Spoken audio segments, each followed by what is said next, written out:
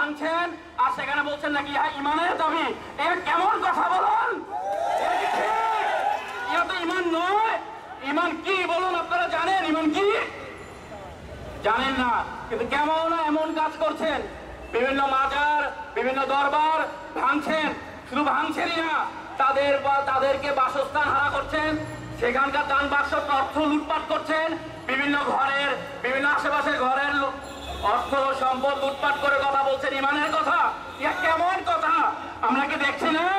আপনারা তো ধর্মের নামে ব্যবসা শুরু করছেন। দেখুন, লক্ষ্য করুন, সর্বপ্রথম আমাদের বিভিন্ন দরবার শরীফ যেসব রয়েছে, নারায়ণ নরসিংদী আলী পাগলার মাজার আপনারা ভাঙছেন। সেখানে শুধু ভাঙেনি নাই, বিভিন্ন দরবারের এই দরবার শরীফের যারা সংযুক্ত ছিল তাদের ঘর বাড়ি ভাঙন হচ্ছে, সেখানে লুটপাট করা হচ্ছে এবং সেই সাথে সেই অর্থগুলো লুটপাট করে সেগুলো দিয়ে বিভিন্ন ধরনের তারা প্রতিষ্ঠান তৈরি করছে। তারা আবার বিভিন্ন জনগণের মাধ্যমে, বিভিন্ন সোশ্যাল মিডিয়ার মাধ্যমে তারা ডাক দিচ্ছে এই রওজা শরীফ ভাঙার মাধ্যমে। যেমন দেখা যাচ্ছে যে নরসিংদীর আরেকটা মাজার তারা ভাঙছে। তারপর হরিপুরে বিবি সখিনার 300 বছরের ঐতিহ্যবাহী মাজার, সেটা বাংলাদেশের প্রাচীন ইতিহাসের সাথে জড়িত, সে মাজার সমূহ তারা ভেঙে ফেলছে। যেটা দেখা যাচ্ছে যে বিভিন্নভাবে আমাদের দরবার শরীফগুলো যেমন রয়েছে, আমি সেখানে কিছু নাম বলি আপনাদেরকে, আপনারা শুনুন সেই নামগুলো। হযরত গরিব শাহ রহমতুল্লাহ আলাইহি মাজার, যেটা শিবপুর নরসিংদীতে রয়েছে, সেটা ভাঙছে। শুধু ভাঙেনি নাই, দেখা যাচ্ছে আক্কেল আলী শাহ মাজার নরসিংদীর, সেটা ভাঙছেন।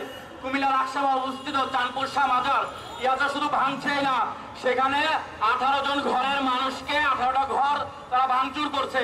সে সাথে তাদের সম্পত্তি, তাদের অর্থ, তাদের রোজার টাকা এগুলো চুরি করে তারা নিয়ে যাচ্ছে। সেখানে 3 জন মানুষকে তারা হতাহত করেছে। আমরা দেখতে পাচ্ছি নারায়ণগঞ্জে অবস্থিত একজন পীরের দরবার, দেওয়ানবাগীর দরবার, বাবে জান্নাত সে দরবারের নাম। সেই দরবারে শুধুমাত্র তারা রাসূল সাল্লাল্লাহু আলাইহি সাল্লামের পবিত্র ঈদে মিলাদুন নবীর অনুষ্ঠান তারা করবে। সেই কেন রাসূলের জন্মদিন পালন করলো? কেন রাসূলকে মানুষ এতগুলো মানুষকে মারলো? সেখানে মানুষের ভালোবাসা, রাসূলের প্রেম, তাদেরকে দাম নাই। সেখানে দেখা যাচ্ছে যে আমাদের 14 জন মানুষকে আহত করেছে, একজন মানুষ ইন্তেকাল পর্যন্ত করেছে, সেখানে কোনো দাম নাই। মাননীয় ধর্ম উপদেষ্টা তিনি বলেছেন যে এগুলো আর হবে না, এসব সংগঠন আর বন্ধ করা হবে, বিভিন্ন মাজার শরীফের আন্দোলন ভাঙা এগুলো বন্ধ করা হবে, তিনি প্রতিকার করবেন। কিন্তু